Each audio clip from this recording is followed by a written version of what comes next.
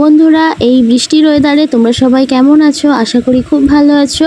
তো বিগত কয়েকদিন ধরে কিন্তু ভালোই বৃষ্টি হচ্ছে। তো আজকে দুপুরবেলা থেকেও আমাদের এখানে প্রচুর বৃষ্টি হচ্ছিল।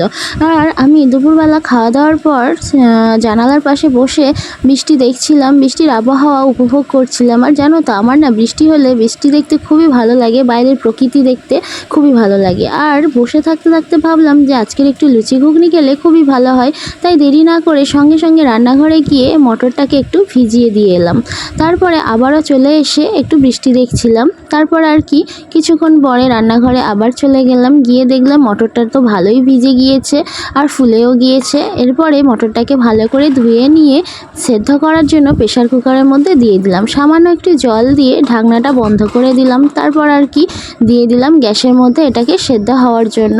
তো সেদ্ধ করতে করতে ভাবলাম যে সময়টা নষ্ট না করে আমি যদি লুচির জন্য আটাটা মেখে নিই তাহলে তো হয়েই যায়। আর ওদিকে তো সিটি পড়ার জন্য আমাকে ওয়েট করতে হবে, কারণ কটা সিটি পড়লো সেটা তো জানতে হবে। তো ততক্ষণে কিন্তু আমার আটাটা মাখা হয়ে যাবে। তো এখানে ময়দা নিয়ে নিয়েছি, আর ময়দার সঙ্গে কিন্তু আমি লুচি হলে সামান্য একটু আটা ছড়িয়ে দিই, কারণ এতে নরম হয়। তো এরপরে ময়ানটা দিয়ে দেব, সামান্য একটু নুন চিনি দিয়ে আর তেল দিয়ে দেব। আমি তেলের পরিমাণটা একটু বেশিই দিই ময়ানে, কারণ ময়ানটা যত বেশি ভালো দেওয়া হবে তবেই কিন্তু আমাদের লুচিটা ভালো ফুলবে আর নরম হবে। এরপরে ভালো করে কিন্তু ময়ানটা মাখিয়ে নেব। আর ওই যে বললাম, ময়ানটা মানে যত বেশি ভালো হবে লুচি কিন্তু ততই নরম হবে আর বেশি ফুলবে। ভালো করে ময়ান দেওয়া হয়ে গেছে। এরপরে কিন্তু আমি অল্প অল্প জল দিয়ে আমি এখানে ময়দাটাকে মেখে নেব। আর কারণ একেবারে জল দিলে এটা যদি ঢিলে হয়ে যায়, পাতলা হয়ে যায়, তার জন্য অল্প অল্প জল দিয়ে আমি ময়দাটাকে মাখতে থাকবো। আমি আগে লুচিটা কিন্তু খুব একটা ভালো করতে পারতাম না। হয় লুচিটা মানে সেই পাঁপড় ভাজা হয়ে যাবে, না হয় সেই মানে হাত দিয়ে পা দিয়ে ধরে মানে টানতে হবে, ছিঁড়তে হবে, এইরকম একটা ব্যাপার আর কি। তো যাই হোক, এখন কিন্তু আমি লুচিটা ভালোই করতে পারি। আর তোমরা পরে সেটা দেখতেও পাবে যে আমার লুচিটা ঠিক কতটা মানে ফুলেছে। আর লুচিতে এই মাখাটা যত বেশি ভালো হবে লুচি ততই ফুলবে। আর ময়ানের ভাগটা মানে ঠিকঠাক, মানে এই যে নুন চিনি আর তেলের পরিমাণ এইগুলো একটু ঠিকঠাক জানতে হবে, তাহলেই কিন্তু তোমার লুচিটা একদম ফুলে ব্যাং হয়ে যাবে। তো যাই হোক, দেখো আমি অনেকক্ষণ ধরে কিন্তু আটার ময়দার যে ডোটা এটা কিন্তু অনেকক্ষণ ধরেই মাখছিলাম। তার এটা কিছুক্ষণ আমি রেখে দেবো। আর এটা বেশি নরম করিনি, কারণ যেহেতু এটা মাখানো থাকবে, এর মধ্যে যে চিনিটা আছে সেটা দিয়ে হালকা একটু জল জল টাইপের বের হবে, তার জন্য এটা পরে আরও নরম হয়ে যাবে। তো তুমি যদি নরম করে মাখাও তাহলে পরে কিন্তু এটা আরও নরম হয়ে যাবে, তাহলে লুচিটা কিন্তু ঠিকঠাক হবে না। সেই জন্য হালকা একটু শক্ত টাইপের মাখিয়ে রেখে দিতে হবে, পরে কিন্তু এটা রাখা থাকলে নরম হয়ে যাবে। তো এরপরে আমি এগুলো দেখো ছোট ছোট গোল গোল করে লেচি কেটে নিয়েছি।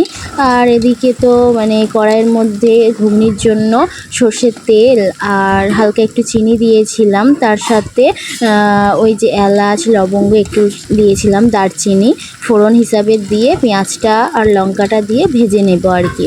তো পেঁয়াজটা একটু লাল লাল করে ভাজবো, আর একটু সামান্য লাল লাল করে ভাজা হয়ে গেলে এর মধ্যে কিন্তু এবারে আমি রসুনটা দিয়ে দেব। পেঁয়াজটা লাল লাল করে ভাজা হয়ে গেছে, এরপরে রসুনটা দিয়ে দিলাম। রসুনটা দিয়ে পেঁয়াজের সাথে কিন্তু একটু লাল করে ভেজে নেব। আর লুচির সাথে ঘুগনিটা হলে কিন্তু দারুণ জমে। আর আমরা যেহেতু বাঙালিরা লুচির সাথে ঘুগনিটাই পছন্দ করি বেশি। তো যাই হোক, পেঁয়াজ আর রসুনটা আমার কিন্তু ভাজা ভাজা হয়ে গিয়েছে। তারপরে আমি টমেটো আর আদাটা দিয়ে দিলাম। আর টমেটো আর আদা দিয়ে আবারও কিন্তু মশলাটাকে ভালো করে একটু কষতে থাকবো। এরপরে 1 চামচ হলুদ গুঁড়ো, 1 চামচ লঙ্কা গুঁড়ো দিয়ে দিলাম। যেহেতু কাঁচা লঙ্কাটা আমি একটু বেশি দিয়েছিলাম, তাই লঙ্কার গুঁড়োটা আমি অল্প একটু দেব, বেশি দেব না আর কি। তো ঝাল যে যেরকম পছন্দ করে। তারপরে সামান্য একটু জল দিয়ে দিলাম। এরপরে মশলাটাকে কিন্তু আমি কষিয়ে নামিয়ে রেখে দিয়েছি। ওই কড়াইয়ের মধ্যে আমি সামান্য একটু তেল দিয়ে এবার আলুটাকে ভেজে নেব। ঘুগনির আলুটা আমি সিদ্ধ করি না, আমি ঘুগনির আলুটা আলাদা ভেজেই নিই। কারণ সেদ্ধ করলে এটা আলুটা একটু গলে যায়, কাদা কাদা হয়ে যায়, তার জন্য আলুটাকে আমি ভেজে নেব। তো আলুটা নুন আর লঙ্কা হলুদ গুঁড়ো দিয়ে ভেজে নিয়েছি। এরপরে যে মশলাটা আমি কষে রেখেছিলাম সেটা আলুর মধ্যে কিন্তু আমি ঢেলে দিলাম। তো আজকের ঘুগনির পদ্ধতিটা একটু অন্যরকম হয়ে গেল আর কি, কারণ অনেক সময় আমরা আগে আলু ভেজে নিই তারপরে মশলা কষি। তো আমি মশলার মধ্যে মানে আলু ভেজে তাতেই মশলাটা দিয়েছি। আজকের একটু অন্যরকমভাবেই করলাম আর কি। তো দেখা যাক কীরকম টেস্ট আসে, এরকমভাবে আমি আগে কখনো করিনি। এরপর পরিমাণ মতো একটু জল দিয়ে দিলাম, দিয়ে ওই 10 মিনিটের মতো একটু বসিয়ে রাখবো, কারণ এটা বেশিক্ষণ সেদ্ধ করতে লাগবে না। মটর তো আগে থেকেই সেদ্ধ হয়ে আছে আর আলু ভাজতে ভাজতেই সেদ্ধ হয়ে গিয়েছে।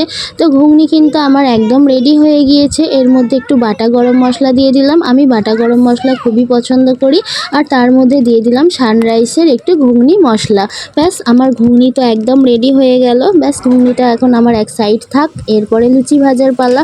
তো লুচিগুলো দেখো কড়াই দিতে না দিতেই কিন্তু কি দারুণভাবে ফুলে যাচ্ছে। আমি যে বললাম লুচিগুলো কিন্তু ফুলে ব্যাং হবে, তো সত্যি এতটাই ফুলেছিল যে আমি ওল্টাতেই পারছিলাম না। হ্যাঁ, যে মানে আর প্রত্যেকটা লুচি যে তোমাদেরকে ভেজে দেখাবো মানে সেরকম ভিডিও করা হয়নি, তাহলে ভিডিওটা অনেকটাই বড় হয়ে যেত, কারণ এখানে আমার এখনও অনেক লুচি ভাজতে বাকি আছে। এইভাবে প্রত্যেকটা লুচি কিন্তু আমি ভেজে নিয়েছি আর প্রত্যেকটা লুচিই আমার দারুণভাবে ফুলেছে। তো আর কি, তোমরা যদি এরকমভাবে ফুলকো ফুলকো লুচি খেতে চাও তাহলে আমি যেভাবে ময়দা মাখিয়েছি সেইভাবে কিন্তু মাখিয়ে নেবে। তারপরে আর কি প্লেটে সাজিয়ে ফেললাম, সবাই মিলে খেয়ে নিলাম।